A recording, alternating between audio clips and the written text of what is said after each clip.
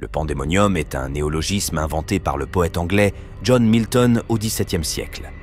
Dans Le Paradis perdu, l'œuvre majeure du poète, le pandémonium est la capitale de l'enfer, découpée en plusieurs parties. Au centre, le palais de Satan qui, selon les traductions, baigne dans des flammes infernales et abrite les pires maux. Depuis, le terme est utilisé pour désigner un lieu où règne corruption, chaos et décadence, voire confusion ou vacarme, notamment dans la langue anglaise. Bien sûr, la voix sombre de la sorcellerie a rapidement récupéré le concept, mais pour, comme à son habitude, le sortir de son littéralisme en lui donnant une signification symbolique et ésotérique.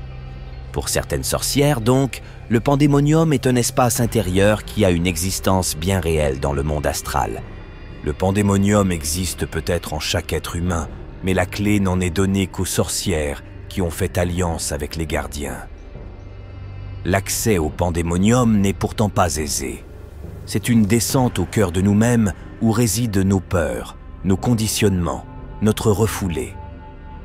Cette quête demandera d'emprunter de nombreuses routes, ce qu'on appelle les chemins de la nuit.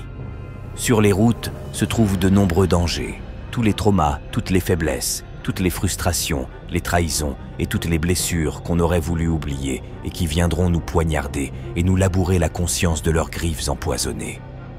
Mais dans cette guerre qui nous oppose à nous-mêmes, nous ne sommes pas seuls. Le sorcier de la main gauche peut compter sur l'aide des démons.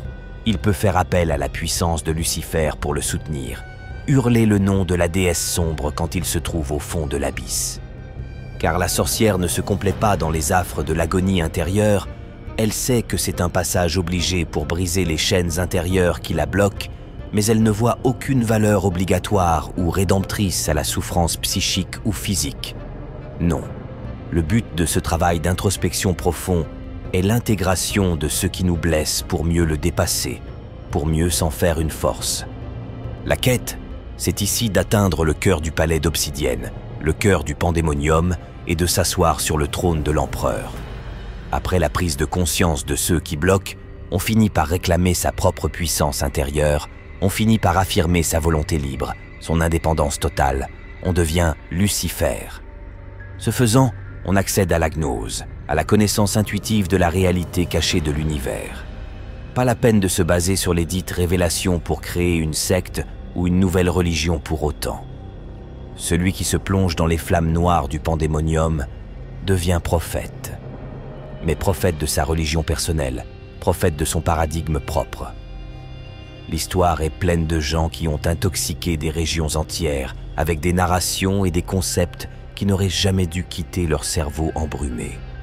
Aussi, lorsque nous avons finalement atteint le centre du pandémonium et que nous sommes assis sur le trône d'or, d'émeraude et de sang, nous sommes parfaitement au fait de notre puissance mentale. Notre volonté aiguisée comme la plus pure lame d'Orichalque, entourée de la cour des ombres, les 72 démons alliés, adoubés par la reine et l'origine de tout. À ce moment-là, nous sommes prêts à la rébellion. Car s'il est vrai que la voie luciférienne ou lilithienne est une voie individualiste, s'il est vrai que nous insistons sur l'importance de l'ego et de la jouissance des plaisirs terrestres pour eux-mêmes, s'il est vrai que nous cherchons l'ivresse et l'extase spirituelle, nous ne pouvons pas rester indifférents à l'état du monde. Après tout, le cœur des mythes de Lucifer et de Lilith sont des histoires de rébellion, de risques pris pour la liberté, d'opposition viscérale à la bigoterie et à la coercition de Yahvé. D'une façon ou d'une autre, le chemin du pandémonium est également un chemin de combat et de résistance contre l'esprit de religion, de fanatisme, de coercition et de patriarcat voulu par un Dieu inique qui n'aura de cesse de vouloir allumer les bûchers.